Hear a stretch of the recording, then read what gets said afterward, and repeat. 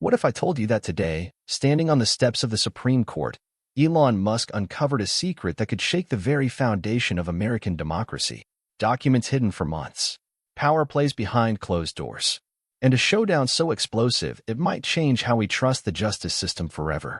Stay with us. You're about to witness history in the making. Elon Musk stood firmly at the steps of the Supreme Court, a slim folder tucked securely under his arm, a folder holding documents that no one had even known existed just a few hours earlier. Only that morning, Chief Justice Daniel Whitmore had signed an extraordinary order, threatening Musk with contempt of court and even possible jail time for refusing to obey a secret gag order. Whitmore, who had spent 18 years leading America's highest court, believed he had finally boxed in the outspoken billionaire who had spent months openly criticizing the judicial system. But as cameras snapped away and reporters surged forward, Musk's slight, knowing smile hinted that something unexpected was about to happen. He wasn't there to apologize. He wasn't there to retreat. He had come to blow the lid off what he was calling the greatest act of judicial overreach in American history. What would unfold over the next few minutes would leave Chief Justice Whitmore completely blindsided and might permanently change how Americans see the Supreme Court. Before we dive deeper into this explosive story, make sure you hit that like button and subscribe so you don't miss any of our latest breaking news and analysis. Behind Musk, the Supreme Court building towered, its marble columns a solemn reminder of American justice. Reporters buzzed with anticipation, expecting a standard press conference. Network cameras rolled live as Elon Musk, dressed in his usual black T-shirt under a dark blazer, made his way toward the podium. For months, tensions between Musk and the judicial elite had been quietly escalating. It all started when Musk began posting documents on X, alleging there was a pattern of politically motivated rulings across the federal courts. His movement picked up serious momentum when he launched a judicial transparency project, harnessing AI to sift through thousands of decisions and spotlight what he described as statistical anomalies, odd patterns in how certain judges ruled on politically sensitive cases. Chief Justice Whitmore, known for his calm demeanor and fierce loyalty to the institution, initially brushed off Musk's provocations. With a career that had weathered both Republican and Democratic administrations, Whitmore had skillfully steered the court through many controversies while guarding its public image. But everything changed when Musk's project began naming individual justices, including Whitmore himself. The Chief Justice responded with an unusually strong public statement, defending the judiciary's integrity and warning that such attacks could undermine America's democratic institutions. Behind closed doors, however, Whitmore took much stronger action. He convened a special judicial panel that quietly issued a sealed order demanding Musk remove certain posts and pause his transparency project until further review. Musk refused. Instead, he posted a bold message: "I will not be silenced by those hiding behind black robes." In response, Whitmore signed a contempt order that now put America's richest man at real risk of going to jail. The stakes had never been higher. For Whitmore, it was about protecting judicial independence and preserving the legitimacy of the court. For Musk, it was about exposing what he called the unchecked power of unelected judges and defending the right to free speech. And for millions of Americans watching, it was shaping up to be a historic showdown, a battle between old institutional power and a tech-fueled rebellion challenging its authority. As Musk reached the microphones, the chatter of the crowd died down. He set his folder down on the podium, taking his time. Then he began speaking in a calm, steady voice. "I'm here today because the Chief Justice of the United States has decided that Americans no longer have the right to question their government," he said. News cameras zoomed in tighter as Musk continued. "Yesterday, I was served with a sealed order threatening me with jail if I keep sharing publicly available court records and statistical analysis that reveal patterns some powerful people don't want the public to see." As he spoke, Supreme Court police officers subtly edged closer to the perimeter of the crowd. A Justice Department official, standing nearby, was seen urgently whispering into his phone. The tension in the air grew heavier by the second. "What I'm about to show you," Musk said, opening his folder carefully, "wasn't originally part of my plan. But when you threaten a citizen with prison time simply for asking questions, you've crossed a line that no free society can afford to ignore." The crowd pressed closer as Musk lifted the first document high for everyone to see. "This," he said, "is an email sent 2 months ago from Chifa." The document Musk revealed was an email from Chief Justice Whitmore's private account to one of his law clerks.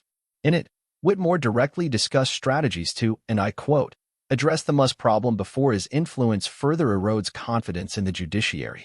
A wave of gasps rolled through the gathered reporters. A CNN journalist shouted out, "How did you get access to private emails from the Chief Justice?" Musk's expression turned steely. "I didn't hack anything, if that's what you're suggesting," he said sharply. "These documents were handed to me by whistleblowers within the judicial system who are deeply alarmed by what they've been seeing." He raised a second document into view. "This," Musk said, "is a transcript from a closed-door meeting where Whitmore and several circuit court judges discussed ways to coordinate responses to what he described as external threats to judicial autonomy. My name shows up 17 times in this transcript." The crowd erupted into a frenzy of questions. Cameras flashed relentlessly. A Fox News reporter managed to push closer and ask loudly, "Are you saying the Chief Justice was actively organizing a legal campaign specifically targeting you?" Musk didn't flinch. "I'm not suggesting anything," he replied. "I'm simply showing you their own words." As the commotion grew, a Supreme Court spokesperson tried to make their way to the front to address the media, but few paid attention. Musk pressed on with his presentation, calm and deliberate. "The most troubling piece," Musk continued, holding up several printed pages, "is this third document." It appeared to be a string of text messages showing communications between Chief Justice Whitmore and two members of Congress.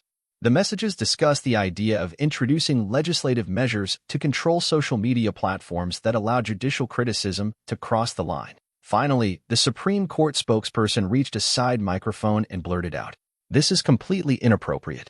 Mr. Musk has no authority to publicize supposed private communications, and these allegations are categorically false." Musk glanced briefly at the spokesperson and replied, "Denial noted. But Americans deserve transparency from those who wield power over them." The situation quickly escalated. Musk's attorney stepped forward, carrying a laptop. "We're prepared to provide additional evidence," the lawyer announced, "including audio recordings that will eliminate any doubt about the authenticity of these documents." Within minutes, Musk versus Whitmore was trending across the country. Conservative commentators were already calling it the biggest judicial scandal in American history. Meanwhile, liberal analysts debated whether Musk's disclosure of private materials was even legal. The Supreme Court's Public Information Office fired back with an urgent statement, labeling Musk's claims as distortions and fabrications aimed at undermining one of the nation's foundational institutions.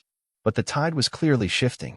More journalists began digging into the documents Musk had handed over to selected media outlets. A respected legal reporter from the Washington Post tweeted, "I've personally reviewed the Whitmore emails.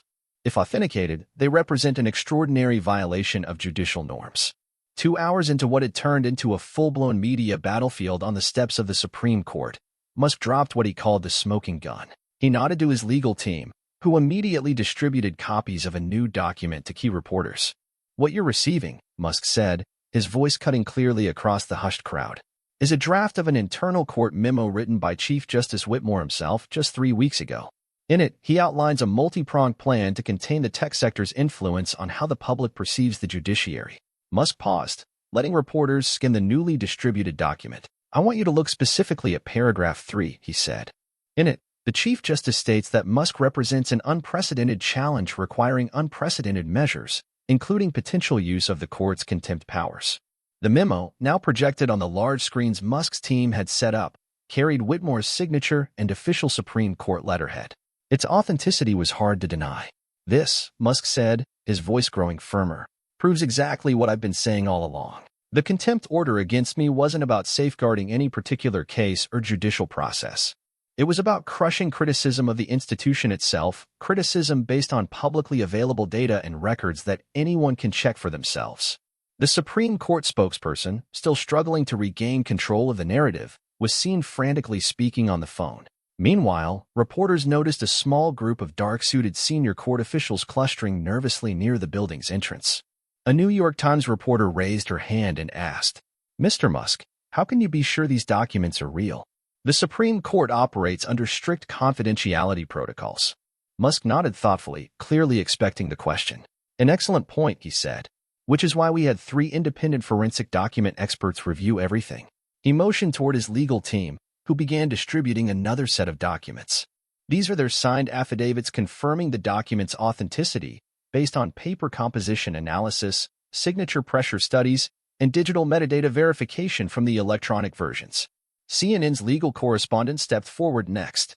"Even if these documents are authentic," he asked, "couldn't they just be early drafts that were never officially enacted?" "Another great question," Musk replied, unfazed. And it leads us to this. He held up his phone, showing the crowd what looked like a calendar invitation. This is a scheduled meeting from 2 weeks ago, Musk explained. It included Chief Justice Whitmore and 7 federal judges, with the agenda specifically mentioning the implementation of judicial protection measures. He continued, "And just 3 days after that meeting, I received the sealed contempt order." Behind him, his team displayed a massive timeline connecting Musk's posts about judicial transparency to subsequent court actions.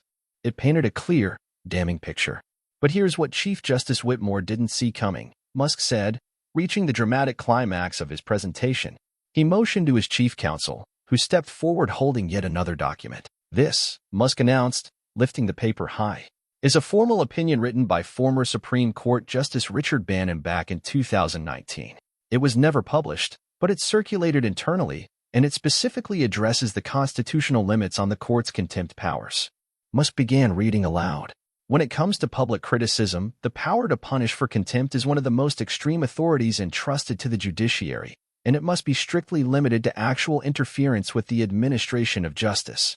It cannot be weaponized against those who simply criticize, question, or scrutinize judicial decisions, no matter how uncomfortable that scrutiny may be." Looking up from the document, Musk delivered the knockout blow. "And here's the crucial point," he said, his voice steady. "Justice Whitmore himself voted in favor of endorsing this opinion. His signature is right here, dated February 2019. He agreed, back then, that what he's now trying to do to me is unconstitutional." The crowd exploded in reaction. Journalists scrambled to file updates on the unfolding story. The Supreme Court spokesperson had seemingly vanished from the scene. Meanwhile, social media platforms lit up. Legal experts from across the political spectrum weighed in, many concluding that, if the documents were authentic, they revealed a deeply troubling pattern. A Washington Post reporter shouted out from the crowd, "If what you're saying is true, why would Chief Justice Whitmore take such a risk knowing these documents existed?" Musk's expression grew thoughtful. "My belief," he said, "is that he never expected these documents to ever come to light. The Supreme Court operates with a level of secrecy unlike almost any other institution in our democracy. No cameras in the courtroom, private deliberations, internal memos that stay sealed for decades. That kind of opacity might have been necessary in the 18th century, but in today's digital age, it's becoming impossible to sustain." Musk stepped closer to the edge of the platform, lowering his voice slightly despite the crowd swelling in size. "I want to be crystal clear about something," he said. "This isn't about attacking the judiciary as a whole. We absolutely need independent courts. But independence does not mean immunity from public scrutiny." He turned and pointed to the towering courthouse behind him. "Inside those walls, there are good people, justices, clerks, staff, who believe passionately in the rule of law. But somewhere along the way, protecting the institution's image started taking priority over ensuring transparency. And when that happens anywhere, whether in a government, a corporation, or a court, correction becomes necessary." A Newsmax reporter shouted over the growing noise, "Mr. Musk, are you saying the Chief Justice is violating the Constitution?" Musk's reply was calm, but devastating. "What I'm saying," he said carefully, "is that Justice Whitmore is violating his own stated principles he once stood behind, but abandoned when they became inconvenient. He's using the power of his office not to uphold justice, but to shield the judiciary from legitimate public oversight. And that should alarm every American, no matter their political beliefs." The crowd grew quiet again, sensing the gravity of Musk's words. "Let me show you something else," Musk said, signaling to his team. Behind him, the screens lit up with a complex data visualization, a sprawling network analysis linking judicial rulings to political affiliations. "This," Musk explained, "is what my team has been working on, using AI to analyze judicial decisions across the federal court system. What we're finding are statistical anomalies that suggest something beyond pure legal reasoning may be influencing outcomes." He paused, giving the heavy implications a moment to settle in. "This isn't about individual cases. It's about patterns that emerge when you study thousands of decisions collectively." An ABC legal analyst stepped forward with a pointed question. "Mr. Musk, couldn't this kind of analysis actually hurt public trust in the courts?"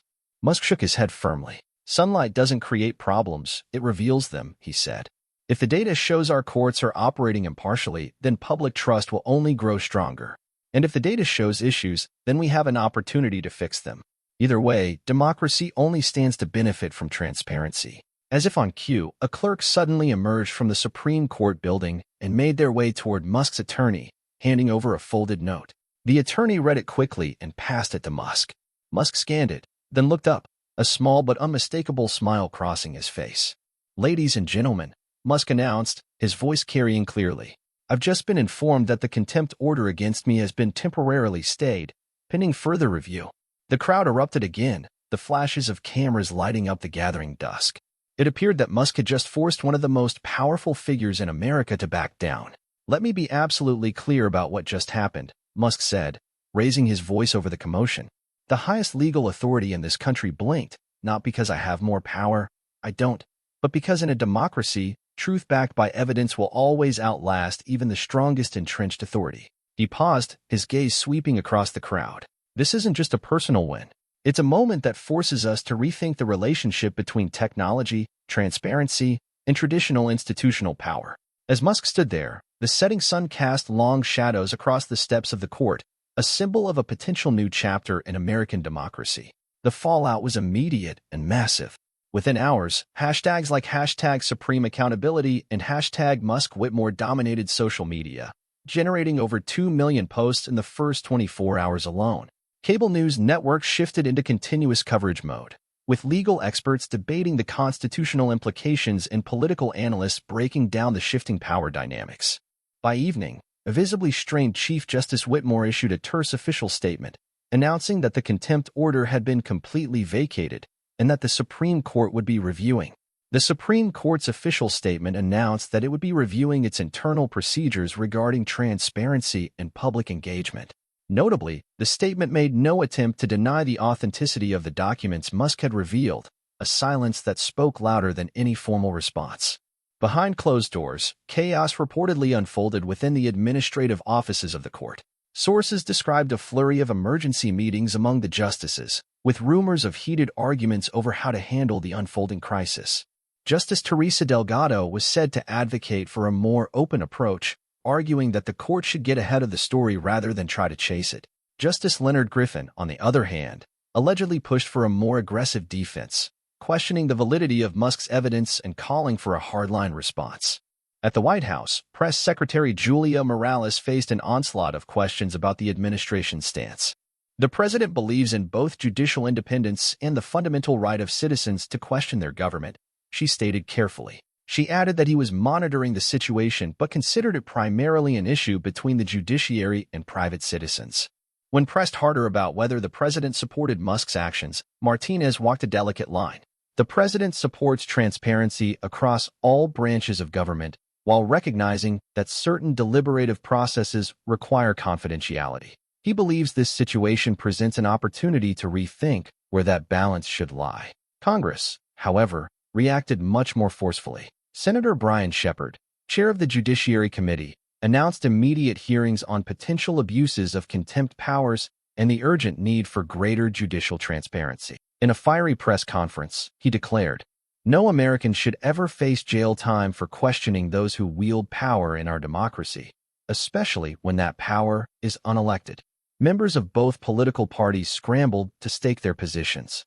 Conservative lawmakers praised Musk for standing up against what they called judicial overreach, while progressive representatives voiced concerns about billionaire influence, yet still emphasized the need for more transparency within the judiciary.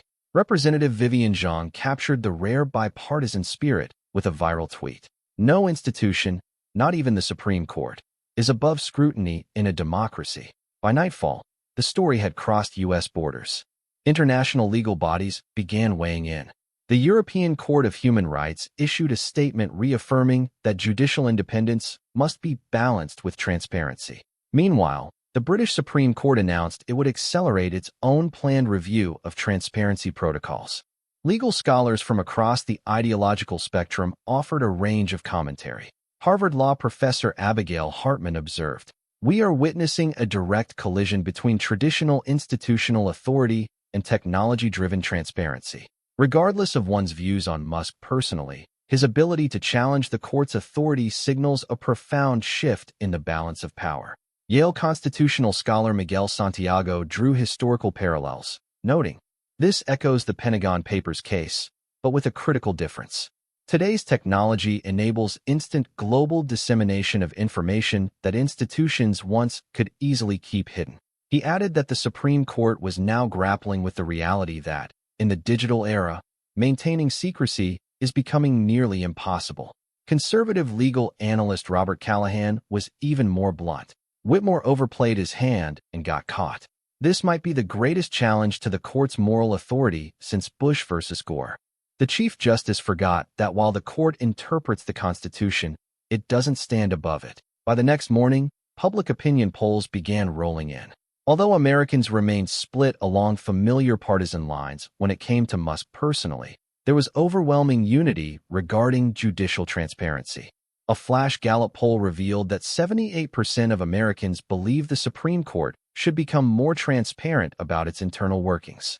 Only 8% supported the use of contempt powers against those who criticized the judiciary. For Musk, the victory reached far beyond the immediate legal confrontation.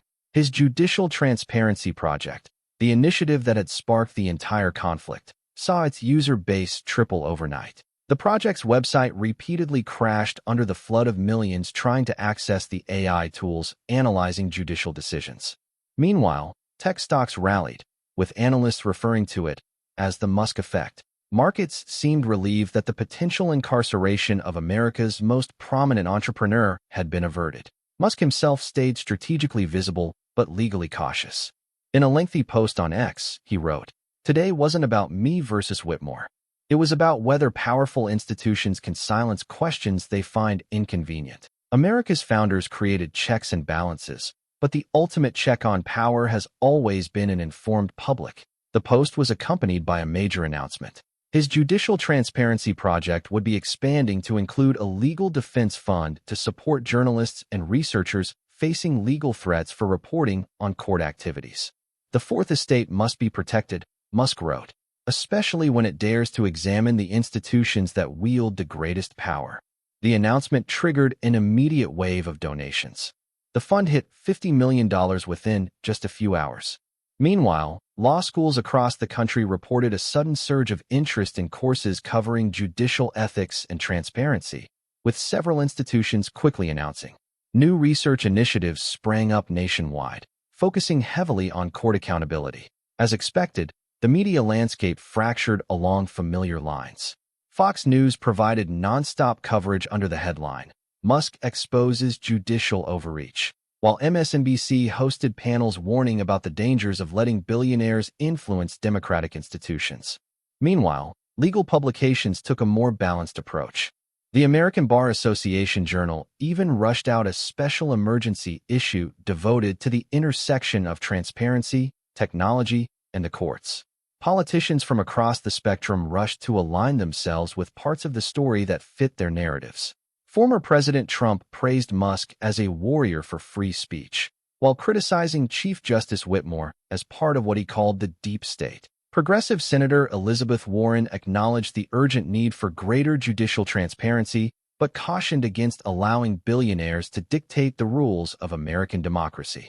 In Silicon Valley, the response was immediate. Several major tech companies unveiled plans for their own AI-driven transparency initiatives, aiming to monitor other powerful institutions, Congress, federal agencies, and state courts. Venture capital firms quickly recognized an opportunity and announced a new investment focus on accountability tech. Civil society organizations mobilized as well. The ACLU announced a brand new judicial transparency project, while the Federalist Society convened an emergency symposium on the proper limits of judicial secrecy. The Knight Foundation committed a staggering $100 million to journalism projects dedicated to promoting accountability across all three branches of government. Legal experts agreed the showdown between Musk and the court would leave a lasting impact far beyond this single incident. Constitutional scholar Victoria Langford noted, "The Supreme Court has traditionally operated under a thick veil of secrecy.